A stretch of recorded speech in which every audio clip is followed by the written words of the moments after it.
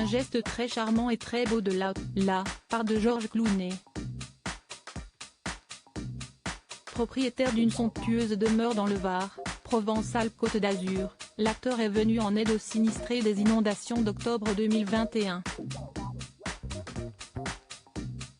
Maire du Val, Jérémy Giuliano a profité de son discours de vœux, ce samedi 14 janvier, pour remercier l'acteur pour son don de 20 000 €, indique Varmar. Une annonce applaudie par la population. Comme le soulignent nos confrères, ce n'est pas la première fois que l'acteur de 61 ans, engagé dans l'humanitaire, vient en aide aux plus démunis. Quelques mois plus tôt, il a été vu auprès des sinistrés du lac de Como en Italie, peut-on lire. En août 2010, le père d'Alexandre Ella s'est vu remettre le Bob Hope Humanitarian Award, un prix honorifique et pour son implication dans de nombreuses causes humanitaires. Georges a compris et su utiliser le pouvoir de la télévision, le média le plus puissant de notre époque, pour atteindre le cœur de gens dans le monde entier, et nous a poussé à agir pour ceux qui ont désespérément besoin d'aide, annonçait John Schaffer, président de l'Académie des sciences et des arts de la télévision.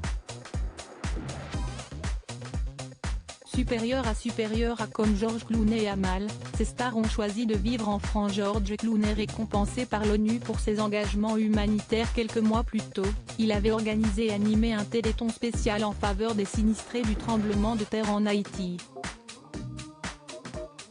Le mari d'Amal Clooney a également été à l'initiative d'une récolte des fonds pour les victimes de l'ouragan Katrina qui avait frappé la Louisiane et la Nouvelle-Orléans.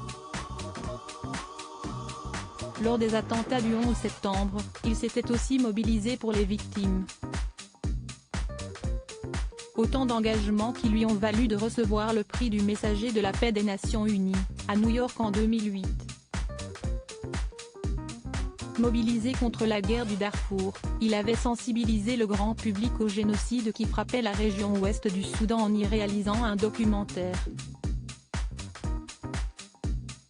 Je suis ici comme porte-parole des gens qui ne peuvent se faire entendre eux-mêmes. Qu'on ne s'y trompe pas, c'est le premier génocide du XXIe siècle, et si on permet qu'il se poursuive, ce ne sera pas le dernier, avait-il déclaré dans un numéro envoyé spécial sur France 2, intitulé Urgence Darfour.